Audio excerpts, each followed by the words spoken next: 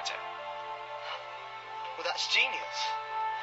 Welcome to the RVG Podcast. You can contact the show at any time on rvgpodcast@retrovideogamer.co.uk.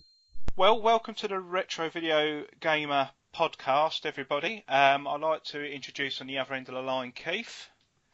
Yep, hi Carl. First time on a proper podcast, I suppose, as a co-host. Well, yeah, if you can call it a proper podcast, well, I suppose the audience would be a judge of that one. But yeah, we're sort of going to give this a go. Basically, we want to just be like talking about some of the retro games that we've played and share experiences that we've both played and all the systems that we've enjoyed in the past.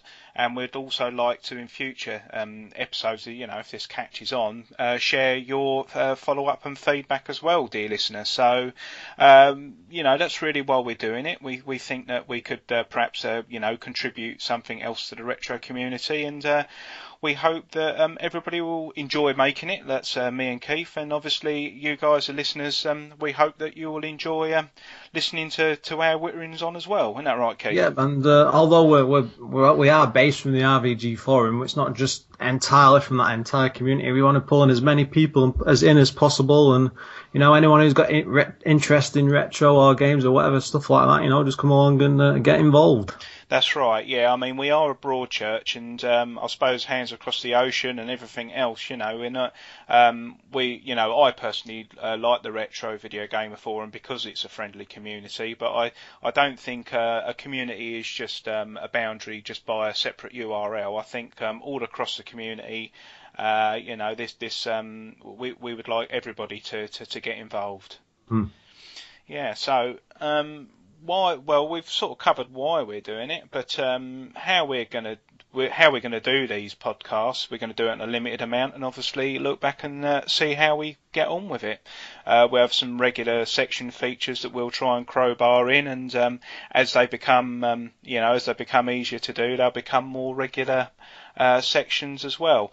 Yeah, I mean, we are looking to do a series of 5 just to begin with, just to see how it's accepted and what people think of it, and then if there's enough demand, we'll push on and do a few more. Absolutely, yeah. And then the merchandising will follow after that. Keith, we'll be we'll be bigger than the BBC, or the BBC Micro anyway. So yeah, yeah. So. A little bit about me. I think I might as well.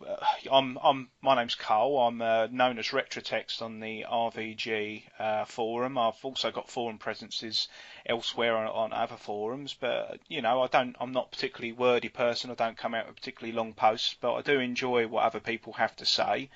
I suppose my main passion is sort of bodging, hacking, and trying to fix things, which is more of a hardware background, but I do love the games, although I'm pretty much useless at every single one. Does that mean you do modding as well?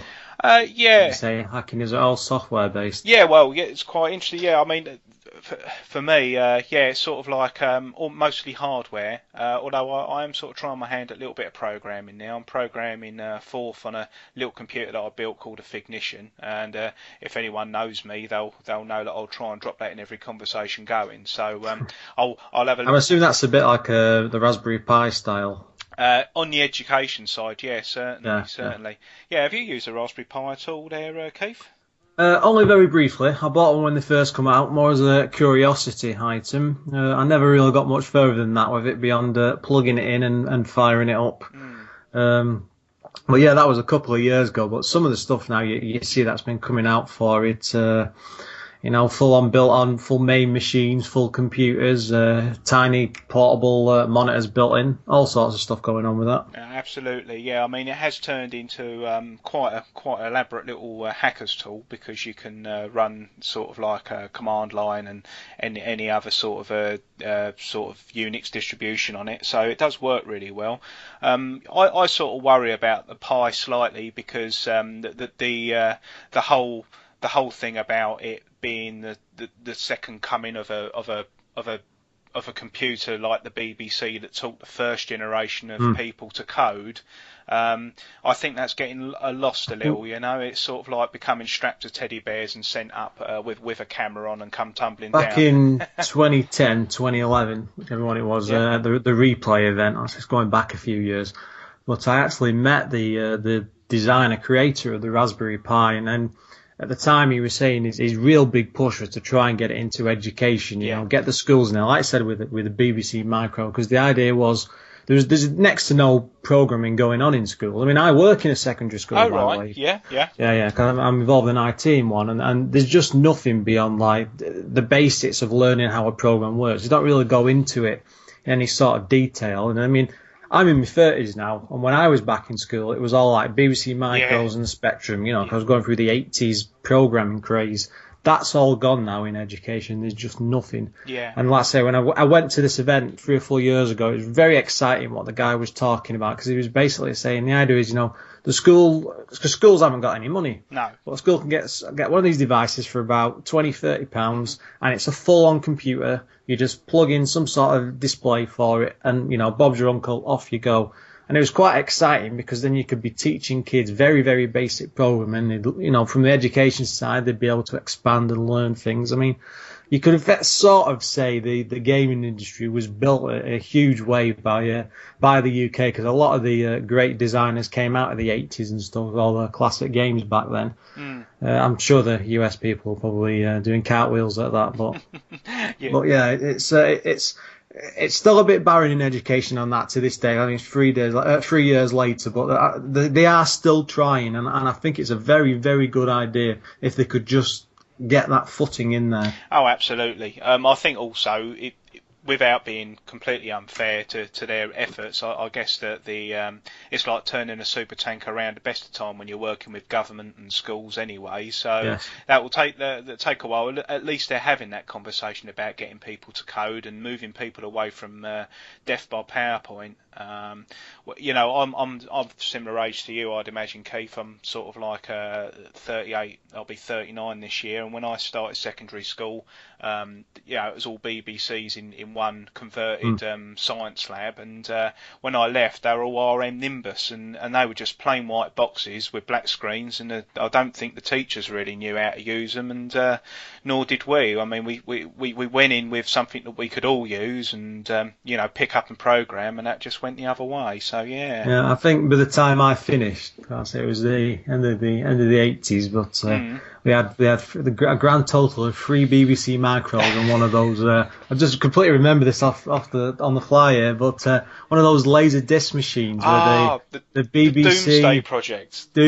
Project, that was it. Because I can remember, because we all had to contribute, because it's primary school, you know, and build like a detailed, it's like a Wikipedia page equivalent back then, about the school and the area. Oh, that's brilliant. God, I think that the Doomsday whole project is actually online, so you might be able to look up your school, or if you're involved in that back then. Well, what we'll do is we'll have a look for that, and we'll post that in the programme notes, because I'm sure there'll be loads of people that would be interested in finding out what their schools are up to as well. Because I will say that was a blast from the past. That just completely come to my mind from random then.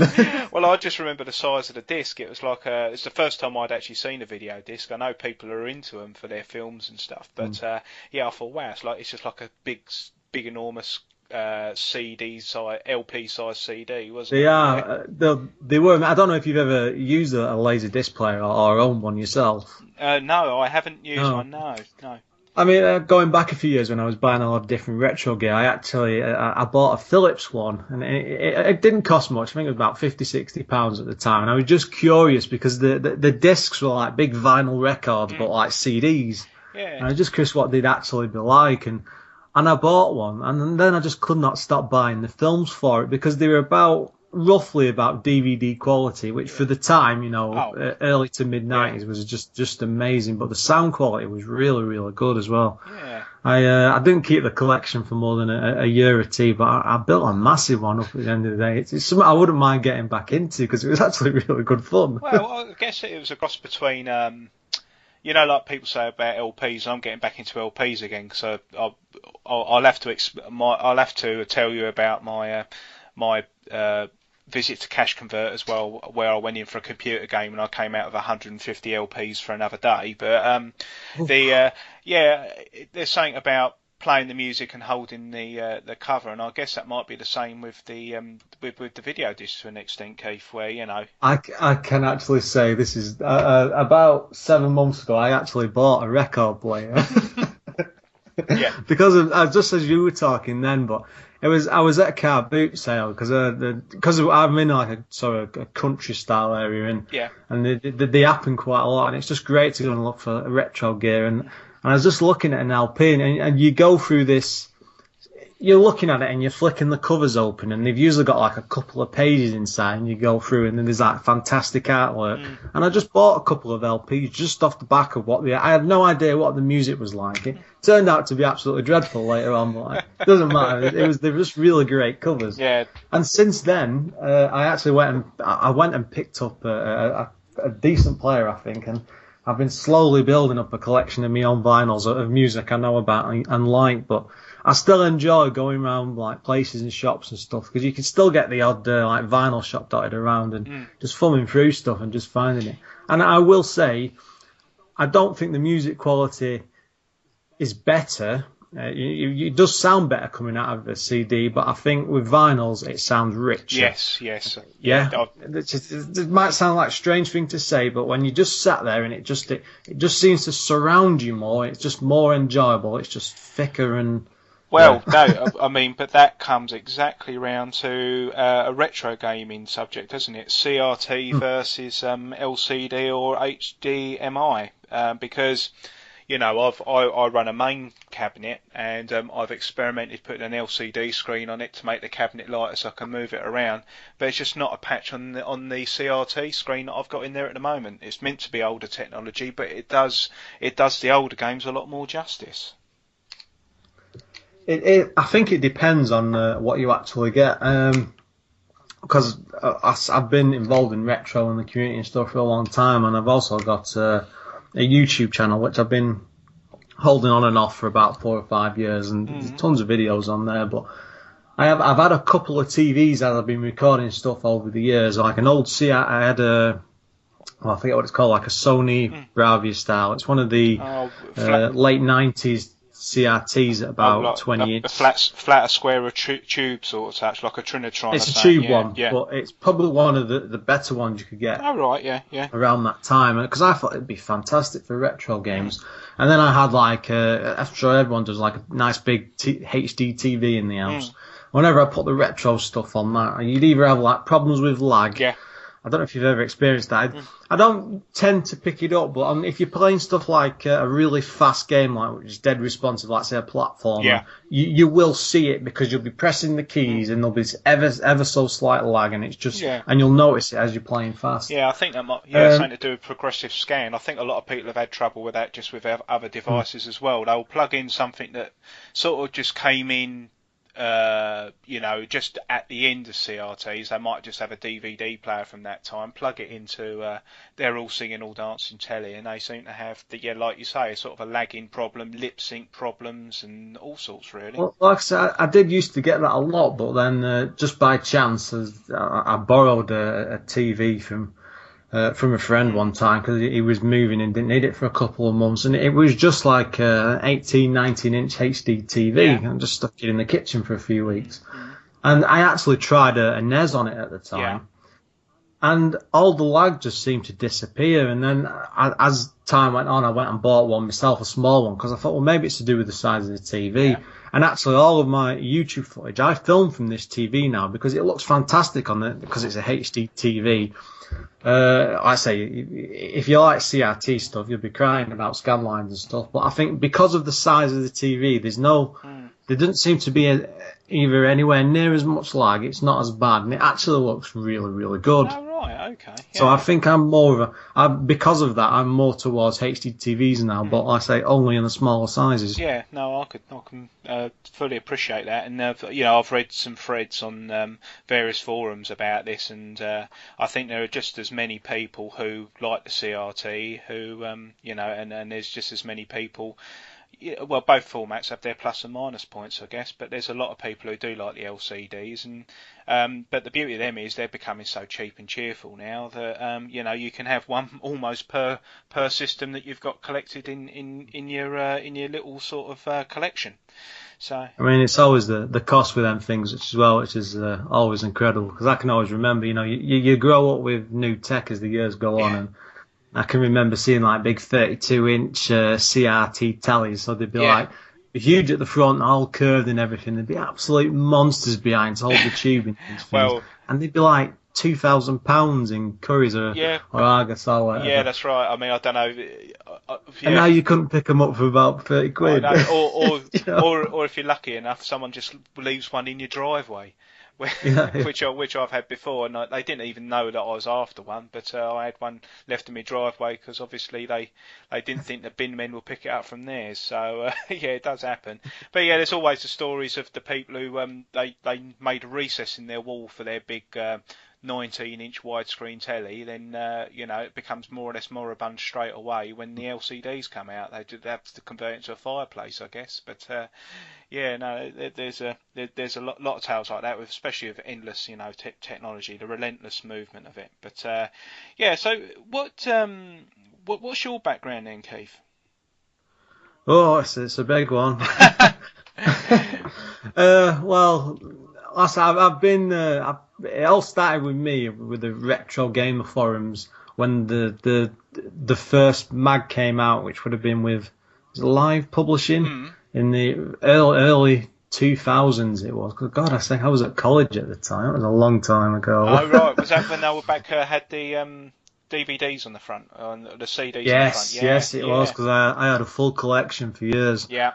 And I remember stumbling on that in a newsagents and then getting a subscription. But off the back of that, I joined forums. I mean, my forum name everywhere is just Lefarius. It's always been like that. It's just something I've had for about 15 or 20 years. And I've just been around in forums all over the place with that for absolute years. And then about 6 years ago, I did a retro event called Retro North. That was for the time it was pretty huge, because I mean the only reason I did it because there was just nothing being held. I mean, like today you've got things like you've got your plays, your revival. I think the recent one was NGE or something, North Gaming. Sorry, I forget the name. But there's loads and loads of big events. But back then there was just nothing. You'd start the year off, you think, oh, what event could I go to? There'd be absolutely nothing. So off the back of that, I just hired out a pub, and we got a load of arcade machines together and a load of systems, because I remember at the time, because I had to buy a load of these myself because I was I had trouble getting people to get them all, and it was just a fantastic day. And whilst I was there, I met the guy behind Replay, who then went on to do Replay. Well, he always says off the back of coming to that event, because it was one of his ideas, and that's just gone from strength to strength. But I must admit, it's got a big old forum presence as well, that event, and I noticed on my Facebook page and all that, a lot of people that I know do go to it. So I'll try and make the journey up one day, make the pilgrimage up one day, perhaps. But it's definitely worth it. I have been a couple of times. They do two now. They do Replay and Play. I think Replay is more for us because it's got the retro stuff in, and that's to use the one they always hold up in Blackpool, and then they've got another one in Manchester, which I think is just called Play, and that does have some retro, but I don't think it's as much. So because it's more as a general public event. Oh, I see. Yeah, so it's more aimed at sort of like a broad spectrum, not just people like us, like the older gear, I guess. Yeah. Yeah. Oh, right. And I do know that you been having a go at sort of publications as well. Yeah, I've been involved in quite a few. Around 2010, I started a collection for the NES, and I was determined to do a complete set. And I actually got up to about I think it was 204 games, and I got up to 196. It was so close.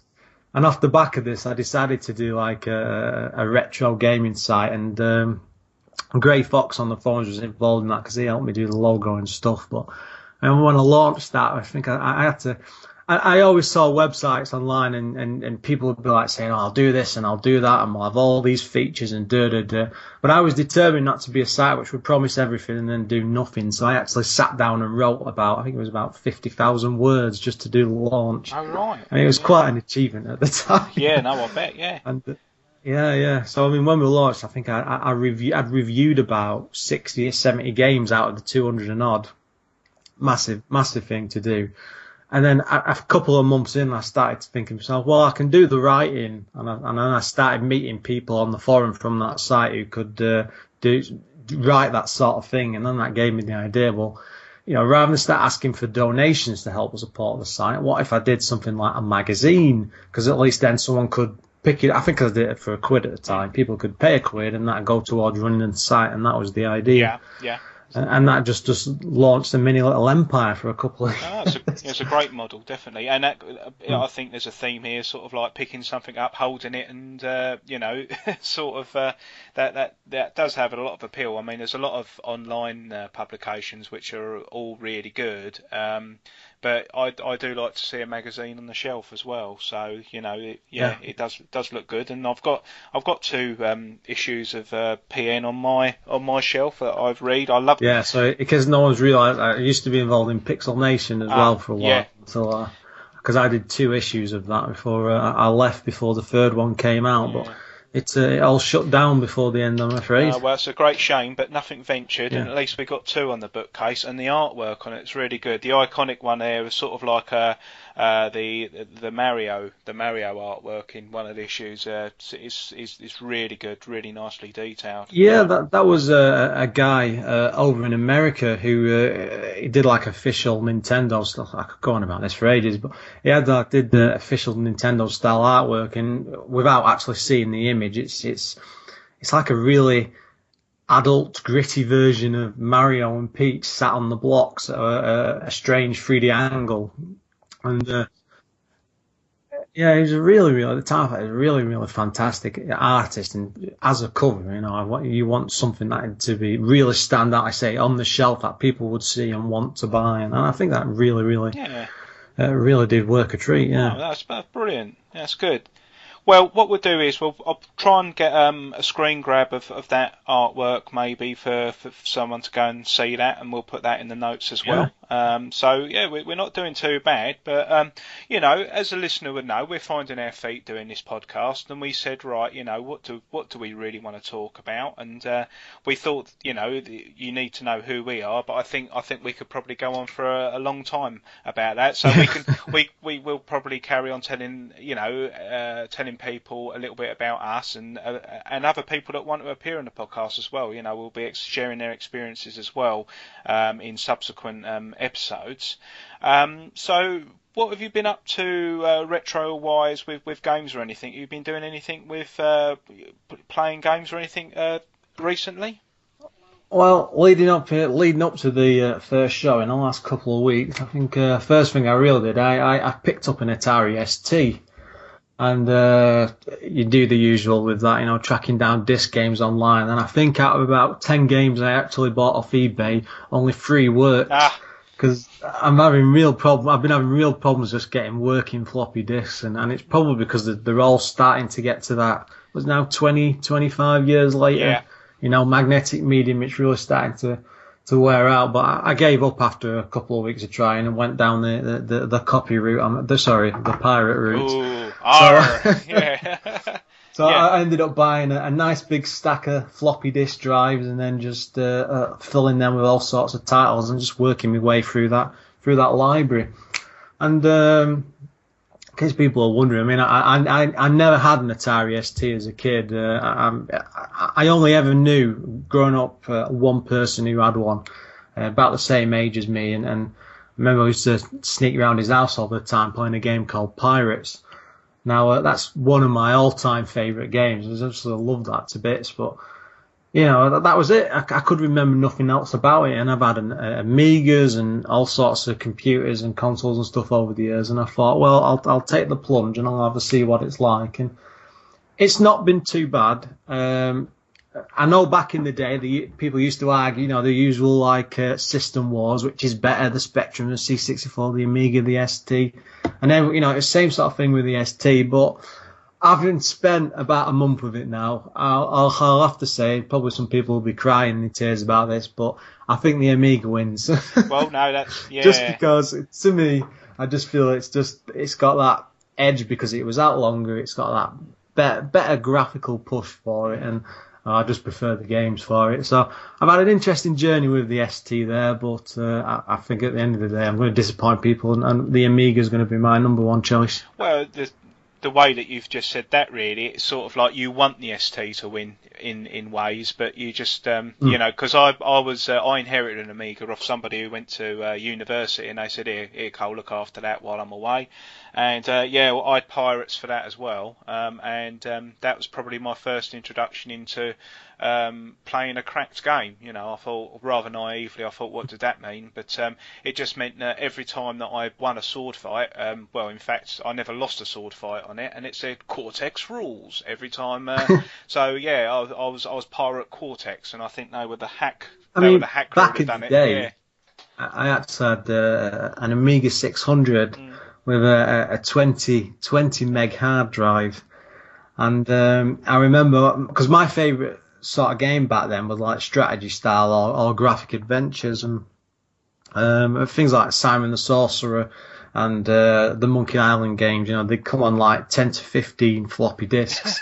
Wow. And I can remember being sat in my bedroom, because I had an attic bedroom when I was a kid, and I'd be sat there in front of these tiny little desks. It wasn't a proper sized desk because it's something my dad had knocked together, and he had this tiny TV, 15-inch TV squidged on, and there's Amiga in front of it, and I had this another desk beside me filled with these floppy disks, and then I had an external drive on top of the Amiga, and all you would do for every single screen you went to would be swapping disks around.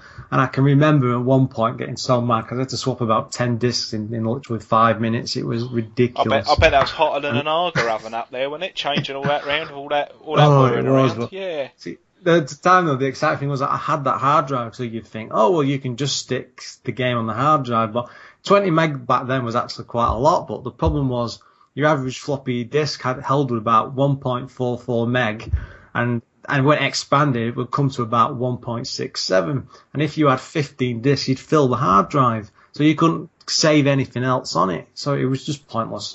You needed a hard drive, like 2 or 3 of them. Yeah, maybe. yeah. That's it. Yeah.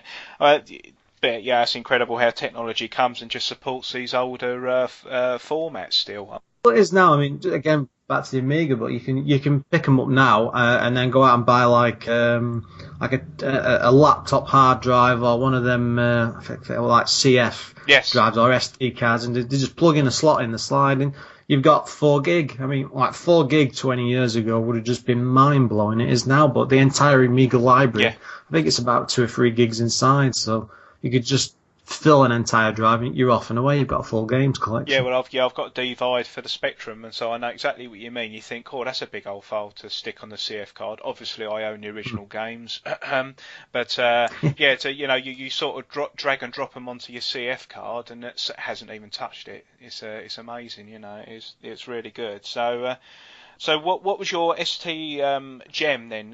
Did you say it's Pirates, or did you say it's what was it, Monkey Island? Oh, sorry. Well, no. I was looking for a few graphic adventures because the thing is, with work and commitments and real life stuff. I mean, I'd love to be able to sit down and go back to some of these classics. And a couple of the graphic adventure gems I was looking at on the ST were things like, I think it's called Bat or Bats 1 and 2, and Black Duet, or Black Sect, I think it's called. These are supposed to be like the best graphic adventures for the system.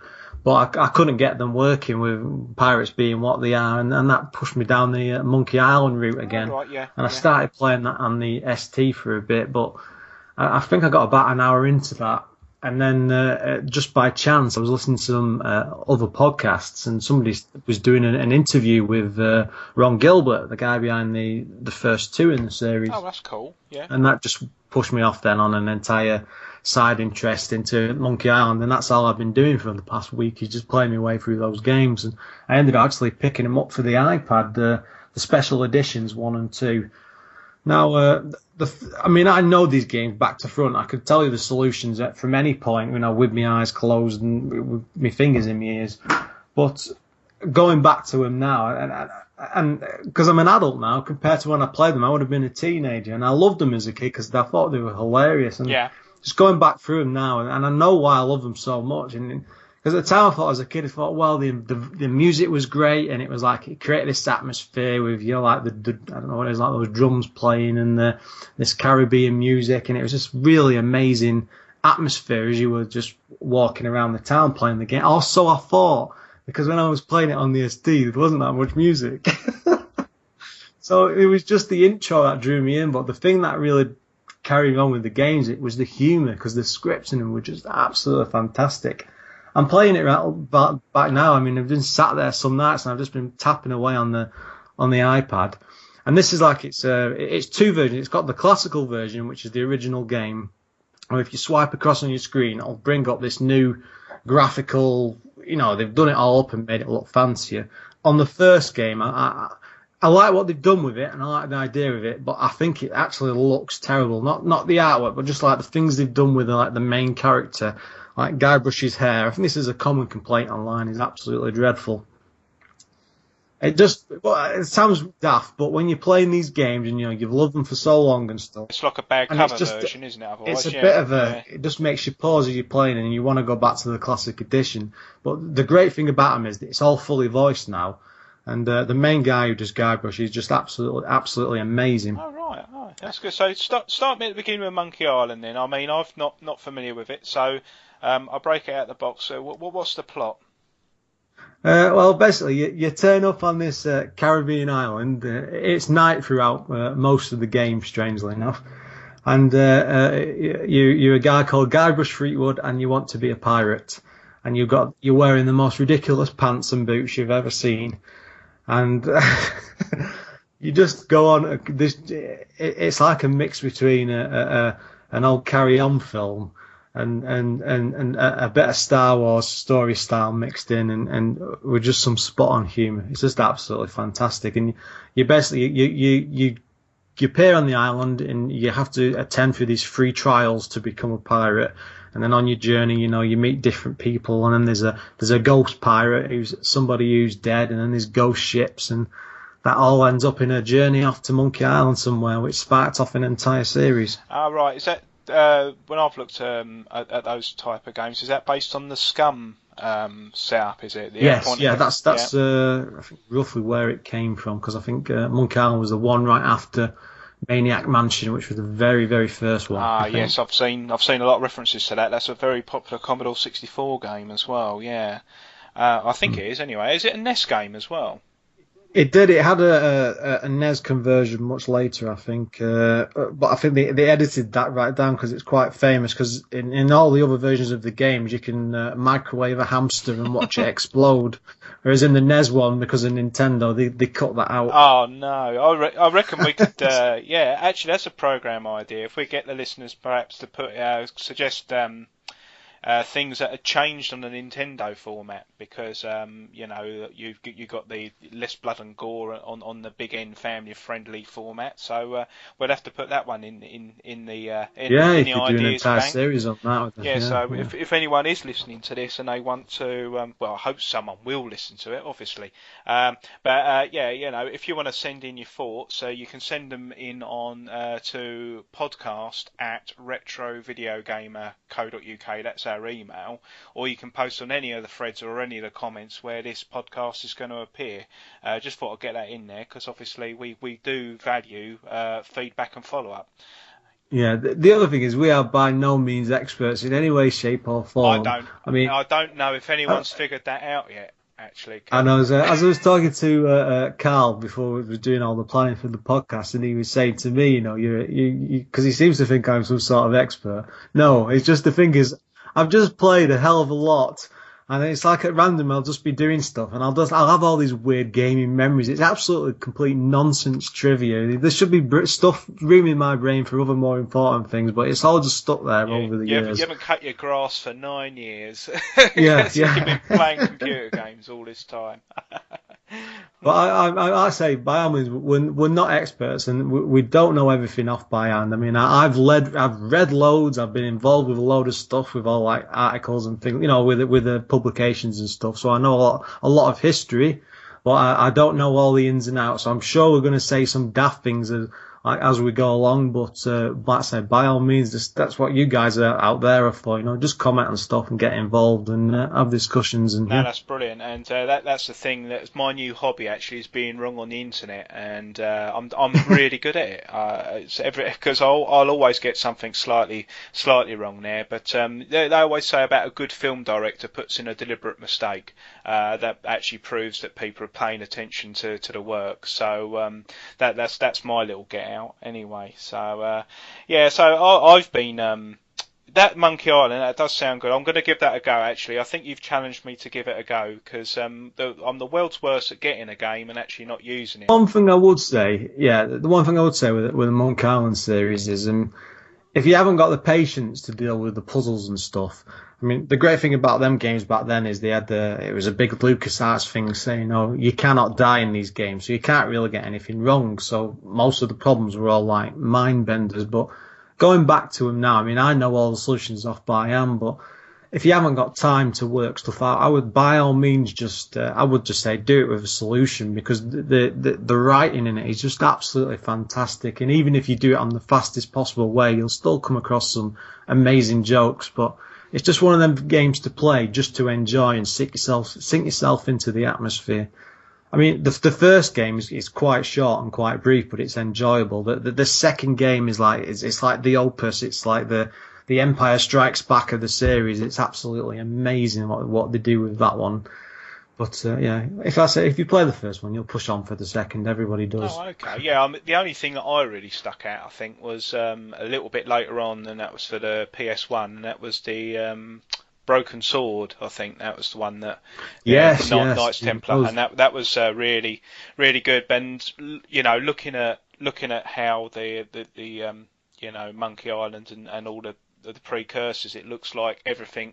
That's where it drew a lot of inspiration from, in my opinion. See, I think that was I'm not sure that might have been a British game or a German one, but I mean, like back in the 90s, I mean, the UK was just rife for great graphic adventures. I mean, people always seem to think it's all American based, off with LucasArts, but there's stuff over there. I forget the name now of the company, but they did a game called Beneath a Steel Sky, which was like a futuristic Blade Runner style with this. Like a dystopian and you had like thing, a sidekick. Yeah, and you had like a sidekick who was like an R2-D2 robot, except he was just really, really cheeky, and it was really, really adult with some of the humour that it would come out with, and the puzzles were just second to it. Really, it was all about the script, and it was absolutely fantastic. Again, I think you can get that on the iPad as well. Oh, right, okay. Well, we'll try and find some links for that and put that in the program notes as well for people. So yeah, that'd be a really good thing to do.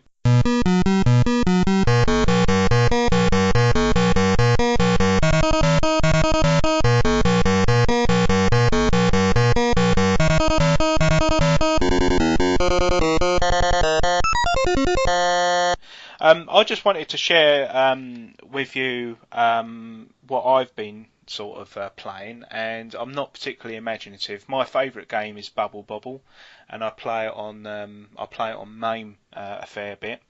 So I've mostly been playing that, and luckily enough, Mrs. Cole likes playing that as well, and she makes a very good player too. I don't know if you've played Bobble or you're an experienced player. I have, by all means. It's a great game, but I always prefer the sequel, Rainbow Islands, just because I think it's more fun climbing up the rainbows. I can't play that. It's incredible. Right. I can't play it. I just don't get it, and because I first picked up the Bobble. It was I've got it for the PlayStation 1, and they've got the enhanced version of Rainbow Islands as well as the second game on it, and can't do that. I just can't play it. I just can't get my head around throwing a rainbow and walking up it. So I always revert back to type and go back into playing Bobble. That's the classic. I mean, I've completed it many times, and Mrs. Cole helps as well. Like I say, she makes a perfect player too. I can't even play as a player too sometimes, because you just know how to complete the level.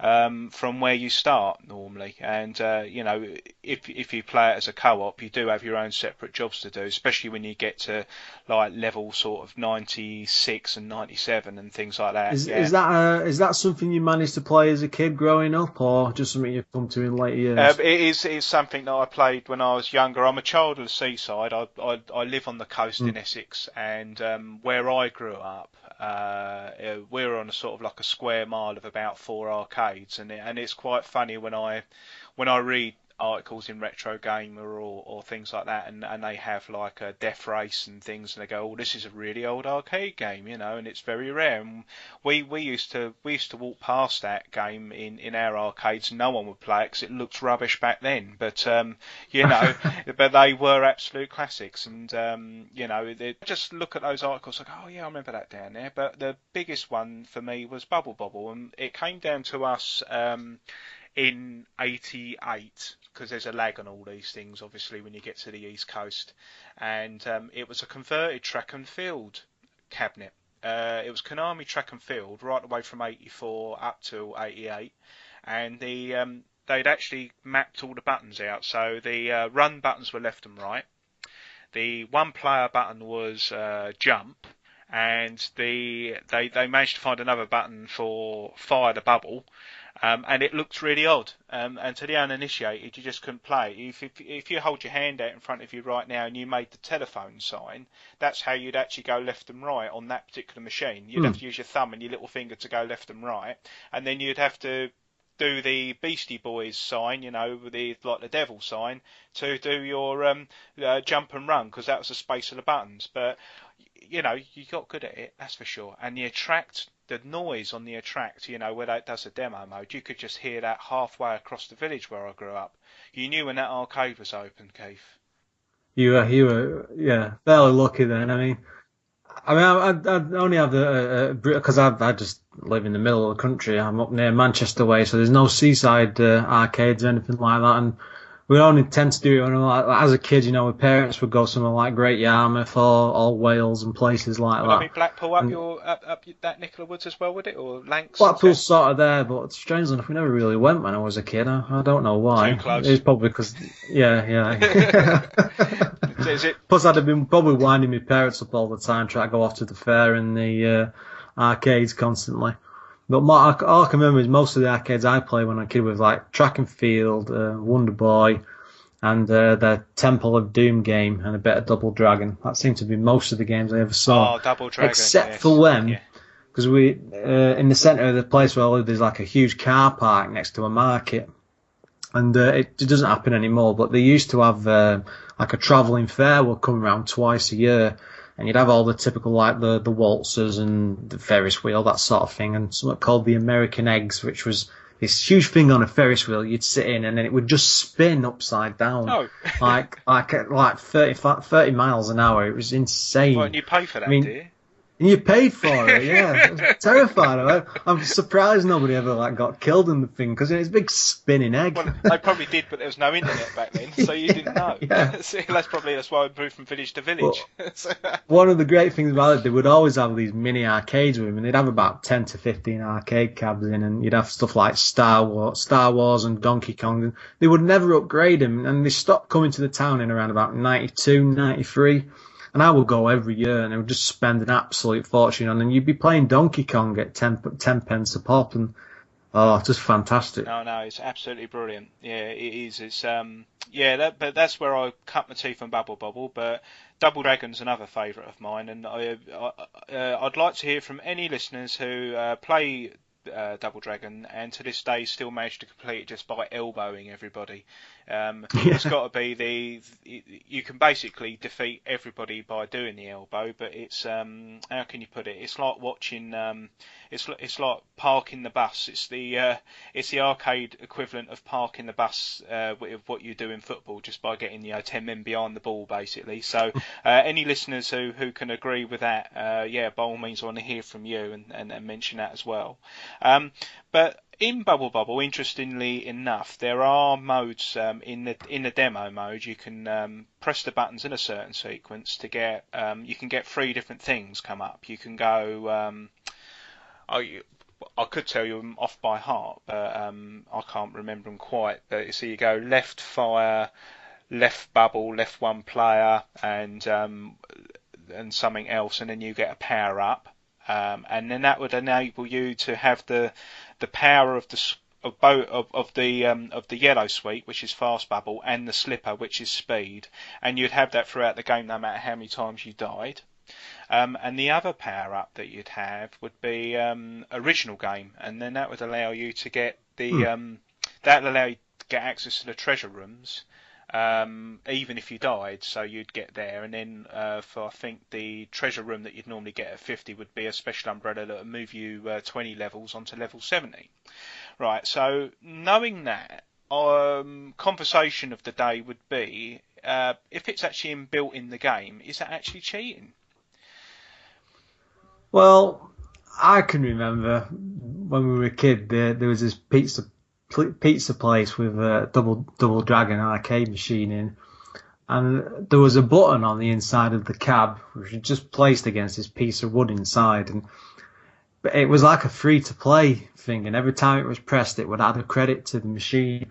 And obviously without moving the arcade machine out you couldn't get to this button, but what somebody discovered was if you grab the arcade machine and pull the entire thing towards you, and then just dropped it back slightly enough whilst the guy wasn't looking, and then just let it go, the force of it would bang this button and then give you an extra credit. So, I mean, that's effectively part of the game, isn't it?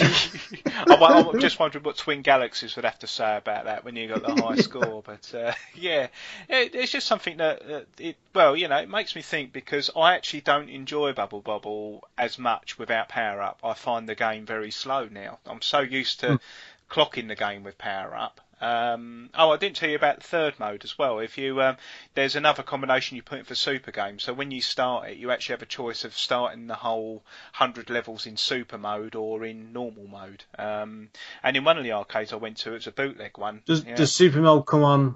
Is that the one that comes on when you've finished it anyway?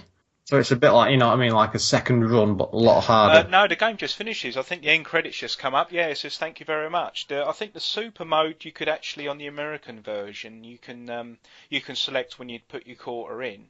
But on the European and Japanese versions, it was only available as a bootleg. I think it was Bobble rather than Bubble Bobble, and that was actually super from the start. So, but yeah, you could put it in for super mode, and again, interestingly enough, the second Bubble Bobble that appeared in my area, I live in Clacton, so it was down in another arcade in Jaywick. That was a converted Asteroids cabinet, which a lot of the MAME and not MAME, but a lot of the Jammer standards were then. They used to gut out Asteroids games and put in these new boards.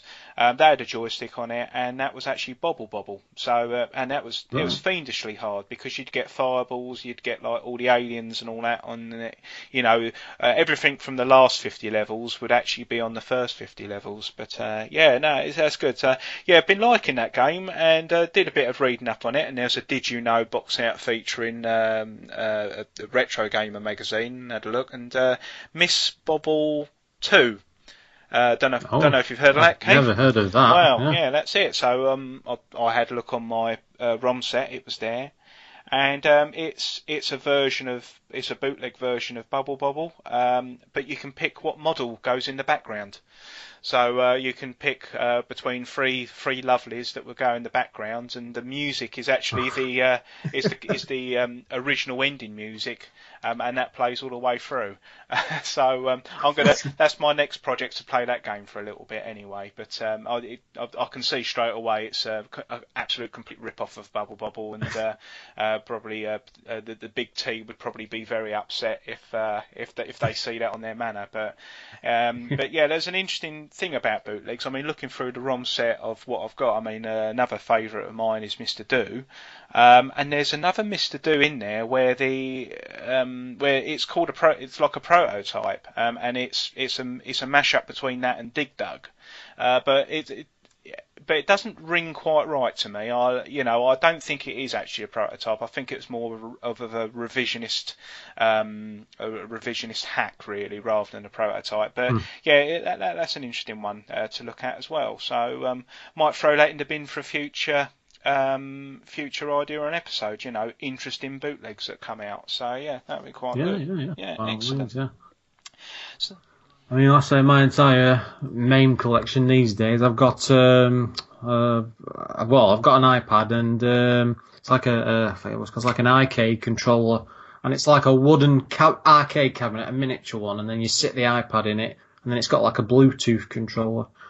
I mean, it's very difficult unless you've got a hacked iPad to get something that will run MAME on it, and now and again, what tends to happen is that people will release MAME software and they'll call it something like iMAME Arcade, and you'll have maybe 24 hours before it disappears. It's something you've got to keep an eye on forums. And I was very lucky to get something called iMAME a couple of years back, and I just loaded my iPad up with ROMs galore. But then, of course, you get the problem. Of course, then you've got too many ROMs to play, so you just end up don't play any. Well, I think that's the problem with collecting in general, isn't it? I mean, users like I look on eBay and that goes, I need that game. I've always wanted that game when I was a kid. You get it, and you play it once. Yeah, it comes out the jiffy bag and it goes back and goes next to the others, doesn't it? You think, no, it's but yeah, I think that's something about the retro interest, isn't it? It's having something that you couldn't have when you were younger. I mean, I couldn't afford these systems when I was younger, and they're just cheap enough now to afford if you're careful, to have now, and I think that's reconnecting really with your past, but in a positive sort of way. So yeah. So what's your favourite console in? It's a tough one. I mean, because I tend to go through stages. I mean, the recent one in the last few years, of course, was the NES, because it was just always one of those I wanted as a kid. And I remember at the time, because I pestered my parents to death, and they to be honest, because they're telling me about it years later, they spent weeks trying to find one, but it was sold out everywhere. So they went and got me a Master System. Yeah. Which at the time was a fantastic system, but I mean, I was only like 8 or 9 years old, and I was gutted. But I wanted a NES. You were sat there smiling on Christmas Day, and you were thinking, "Where's the NES?" Oh no, yeah, I know. You evil boy. This is what kids are like, isn't it? Yeah, well, I can remember it. Well, I mean, I got my Spectrum, because I played on my mate's Commodore 64. I played Exploding Fist on that for absolutely ages. Come back, I really want a computer. It would really help me out at school and all that, and then come Christmas Day, you open it up and it was a Spectrum, and I was delighted, but I wasn't aware of how different the games would be. You just, because it was all proprietary back then. Everything had its own programming language and all that, and I sort of understood very quickly why the systems were different, but when my first full price game was Way of the Exploding Fist, and obviously the versions are very different. I was expecting a nice bit of chill out music and all that, and obviously you don't get that on the Spectrum version, so that was a bit of a shock to me. But I think I did a very good job on not actually letting my parents know that I was expecting a Commodore 64. But I knew they were dear back then anyway, and anything was an absolute bonus. Yeah. So yeah. But So with the NES, I always see them advertising in the Freeman's catalogue. They were like, but it's only £1 a week, and all that. You think they're nice and cheap, but like you say, you couldn't get hold of them for love nor money. Yeah. I mean, the annoying thing was that 2 of my best mates got one, of course, and I think I spent 2 years just hanging around their houses playing games. In fact, I can remember getting in so much trouble off one of them's parents because I kept completing all of these games because I did both Zelda titles. And that's the original on the first Zelda, the original run through plus the gold run through after, which is like really difficult. And because there was no guides or anything back then, because there was no internet, so it's quite a feat. And then I did the sequel, Zelda 2 again, which is a really tough game. And I couldn't do it these days. I think it was just when you were a kid, you just got them sort of reflexes, and you can devote that sort of time to stuff. And I actually, some of the games I would just do back then, and you play them now, you can't get off the first level. I don't know what's going on. It's just age. Yeah, I think. I mean, they are quite refreshing, the older games, because my son plays a lot of games on the Xbox, and I have a go. I'll go at a game. I go, oh, I fancy that Alien vs Predator game. Maybe that's the game I'll get good at. But I mean, the tuition. I mean, the games don't take so long to load like they used to when we put them in. But you spend twice as much time going through their walkthroughs and how to learn to do certain things. And you're thinking, this is just too much investment of my time. So you just end up going, all right, son, there you go. I mean, we were quite lucky in a way that, let's say, with console-wise, we tended to get like all the big main ones. I mean, Japan was, compared to the rest of the world, got some really unique systems at the time. Because I think probably one of my all-time favourite retro systems now is a PC Engine and its CD add-on, because that came out like it was the late 80s. And they did the very first, I think, CD add-on for it. And they really, I mean, when you come out of like, we talk about CD add-ons, you go through all that interactive phase where they were doing them like Night Trap and terrible movie-style games. Yeah, they looked absolutely awful. But back at the end of the 80s, the CD drives come out in Japan and they knew what they were doing when they were making the games, and they ran with it and they made some absolutely amazing. There was none of this interactivity rubbish. There was some of it, but they didn't focus on that as the mainstay, so they really took advantage of it. And going back now as a retro gamer to some of that stuff, some of the games on that PC Engine are probably like 10 times better than probably like the likes of Super Mario World and all the top games on other systems. It really is an amazing console to go back to. The thing about the PC Engine is it never really made much of an impact in the UK, but I guess it could. I mean, it had Hudson Soft, didn't it? That was their main software producer. The big things. I think the problem was that the company just wasn't big enough and didn't have the. Because it came out over here, because I've seen like PAL editions of the console, but they got next to no games on it, so it's pointless even going for a PAL edition. What was the name of the cartridge? Was it a Who card? Is that right? Yeah. HU card. Yeah. That's me reading stuff and not actually. That was the early stuff, and then when they switched over to the CD unit, which cost an absolute fortune, but that's where all the great games were, because they had so much space on them.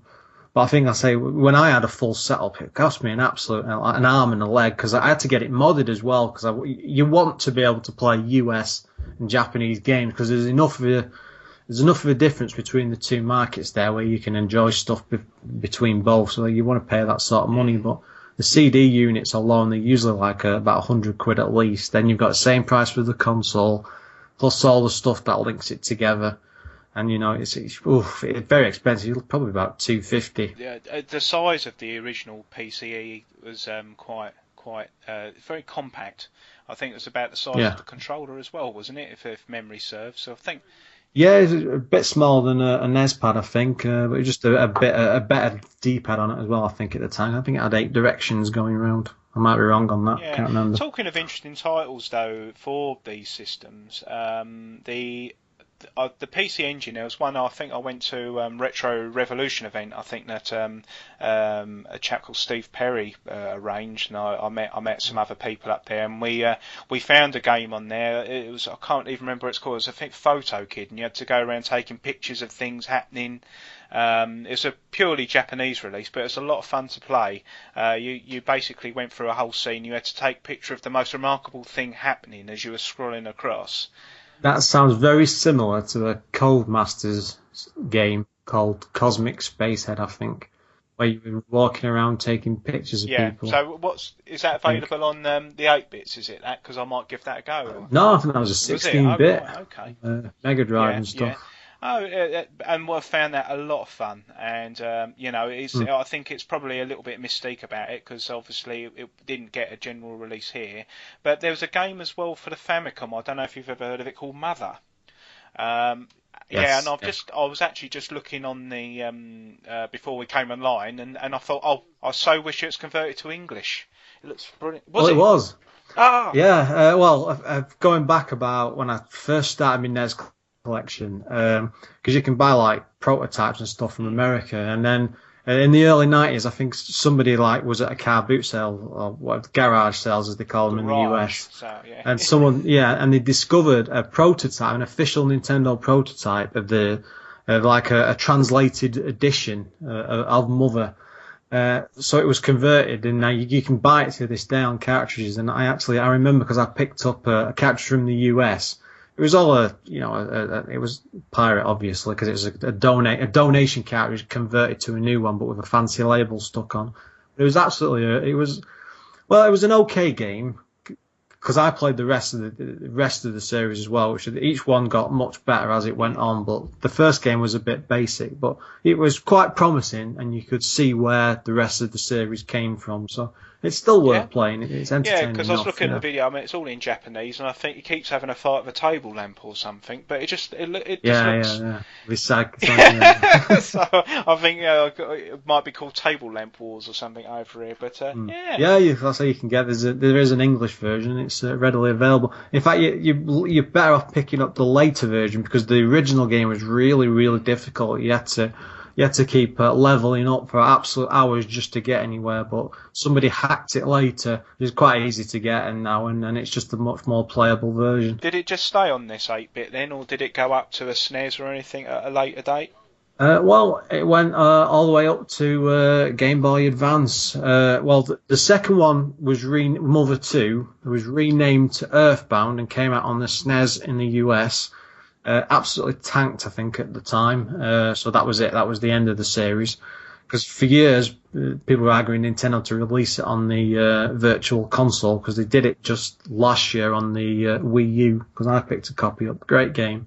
And then I think the third one, Mother 3, came out only in Japan on the Game Boy Advance. But if you've got a flash card for the GBA, there was a group got together and made like a full proper fan translation, and it's playable from start to finish, and it's a really, really good translation as well. Oh, excellent! So. Oh, I'll try and find some more information on that and put that in the links. Then that would be really good. Yeah. Excellent. Well, Keith, we've been talking for about an hour at the moment, so we haven't done too bad. Obviously, with potential input for the next podcast, where we really want to sort of get some feedback to follow up on, that will sort of give us a lot more direction on what we can talk about. But we've got plenty of things to go on for the amount of time that we're going to run the podcast for. So there was a feature that I wanted to try and crowbar in at some point for every transmission we make, and I was going to call it sort of like play this, read this, and watch this, and it will basically be you can recommend one of each, or recommend one out of that criteria for people to go away and have a look at between podcasts, and perhaps discuss that as well. So I would say for this week it's Bobble and Monkey Island. And have a go at Mother as well if you can. So that would be good. Just one thing I'd like to mention in Dispatches, obviously, is I'd like to thank Grey Fox for the logo design of this. Hopefully, if you're listening to this in the right places, you'll see a lovely logo that Grey Fox from the RVG Forum produced for us. Happy birthday, Zappy. We know it's your birthday on the day that we're recording, so when you're finished eating your cake, hopefully you'll be enjoying listening to this at some point. And if anybody else does come back into the show or reply in the threads, we'll be sure to try and mention them in Dispatches as well. And any emails from any Nigerian businessmen, we'll try and go into your schemes as well. Yeah, we need your input, we need your comments, because it gives us stuff to talk about and helps us grow the show. Absolutely. So, go away, enjoy all that, and hopefully we'll catch you next time. Yeah, we'll see you next time. Thanks a lot, guys. Bye.